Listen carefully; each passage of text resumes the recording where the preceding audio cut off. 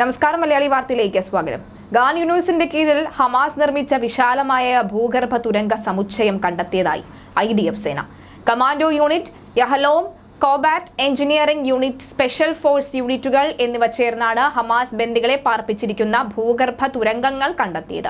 തുരങ്കത്തിന്റെ പ്രവേശന കവാടം ഒരു തരംഗക്കുടിലിൽ കൊണ്ട് മറച്ചിരിക്കുന്നതായും തുരങ്കം മാധ്യമപ്രവർത്തകരെ കാണിച്ചതായും IDF കൂട്ടിച്ചേർത്തു. ഒരു താൽക്കാലിക ഗോവണിയിലൂടെയാണ് തുരങ്കത്തിലേക്ക് പ്രവേശിക്കുന്നത്. ഏകദേശം 2.5 മീറ്റർ താഴെയാണ് ഇത് സ്ഥിതി ചെയ്യുന്നത്. കോൺക്രീറ്റും ഇലക്ട്രിക്കൽ വയറുകളും കൊണ്ട് ചുവരുകൾ നിരത്തിയ തുരങ്കം ചൂടും ഈർപ്പവും നിറഞ്ഞതായിരുന്നു. അകത്ത് ഒരു ശുചിമുറി ഉണ്ടായിരുന്നതായും തുരങ്കത്തിൽ ബന്ദികൾ ഉണ്ടായിരുന്നു എന്നതിന്റെ തെളിവുകൾ കണ്ടെത്തിയതായും സൈന്യം വ്യക്തമാക്കി. തുരങ്കത്തിൽ നിന്ന് കൃത്യമായി എന്താണ് കണ്ടെത്തിയത് എന്നതിനെ കുറിച്ചുള്ള വിശദാംശങ്ങളെ കുറിച്ചൊന്നും സൈന്യത്തിന്റെ മുഖ്യ വക്താവ് റിയൽ അഡ്മിറൽ ഡാനിയൽ ഹഗാരി വിശദീകരിച്ചിട്ടില്ല. ബന്ദികളുടെ പേരോ അവർ ജീവിച്ചിരിക്കുന്നുണ്ടോ ഇല്ലയോ എന്ന് പോലും അദ്ദേഹം പുറത്ത് പറയുന്നില്ല.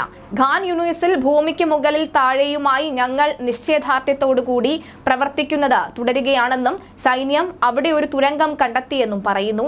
ആ പരിമിതമായിട്ടുള്ള സാഹചര്യത്തിലാണ് ബന്ദികൾ താമസിച്ചിരിക്കുന്നത്, ഹഗാരി മാധ്യമപ്രവർത്തകരോട് പറഞ്ഞു. നവംബർ അവസാനത്തിൽ വെടിനിർത്തൽ കരാറിൽ മോചിതരായ നിരവധി ബന്ദികൾ തുരങ്കങ്ങൾക്കുള്ളിൽ തടവിലാക്കപ്പെട്ടതായി വ്യക്തമാക്കിയിരുന്നു. ഹമാസ് ഗസ മുനമ്പിലുടനീളം തുരങ്കങ്ങൾ നിർമ്മിച്ചിട്ടുണ്ടെന്നും ആയുധങ്ങളെയും പോരാളികളെയും ഇത് വളരെ കാലമായി ഉപയോഗിക്കുന്നുവെന്നും ഇസ്രായേൽ പറയുന്നു. കനത്ത പോരാട്ടം നടന്ന നഗരത്തിന്റെ ഒരു ഭാഗത്താണ് തുരങ്കം കണ്ടെത്തിയത്. സമീപത്തെ വീടുകൾക്ക് സാരമായ കേടുപാടുകൾ സംഭവിച്ചിരുന്നു.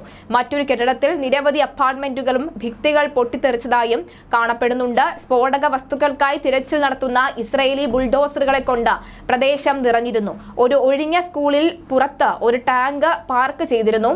അവിടെ ഒരു ഇസ്രായേലി പതാക പുറത്തെ ചുവരുകളിൽ തൂക്കിയിട്ടിരിക്കുന്നു. ഹമാസ് നേതാവ് യഹിയ സിൻവാർ ഖാൻ യൂണിവേഴ്സിൽ എവിടെയോ ഒരു തുരങ്കത്തിൽ ഒളിച്ചിരിക്കുകയാണെന്നാണ് ഇസ്രായേൽ വിശ്വസിക്കുന്നത്.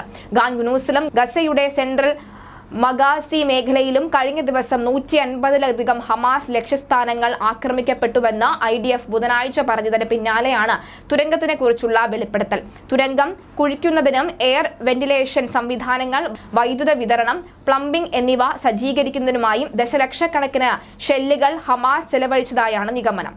എഞ്ചിനീയറിംഗ് സേനകൾ, യഹലോം യൂണിറ്റ്, പ്രത്യേക സേനാ യൂണിറ്റുകൾ, അധിക സേനകൾ എന്നിവ നൂതന സാങ്കേതിക വിദ്യകളും പ്രവർത്തന മാർഗങ്ങളും ഉപയോഗിച്ച തുരങ്കങ്ങൾ കണ്ടെത്തുന്നതിനും അന്വേഷണം നടത്തുന്നതിനും പൊളിക്കുന്നതിനുമുള്ള ശ്രമങ്ങൾക്ക് ഒരേ സമയം നേതൃത്വം നൽകുകയാണ്.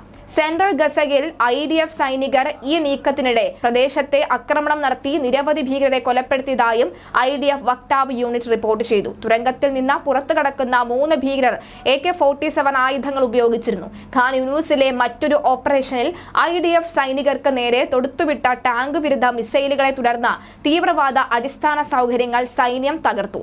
അൽ മഗാസി പ്രദേശത്ത് നടന്ന മറ്റൊരു ഓപ്പറേഷനിൽ തീവ്രവാദ പ്രവർത്തനങ്ങൾക്ക് ഉപയോഗിക്കുന്നതായി അറിയപ്പെടുന്ന ഒരു സ്കൂളിൽ വെച്ച് 8 ഭീകരരെ സൈന്യം തിരിച്ചറിയുകയും സ്നൈപ്പർ ഷോട്ടിലൂടെ ഇവരെ കൊലപ്പെടുത്തുകയും ചെയ്തിരുന്നു.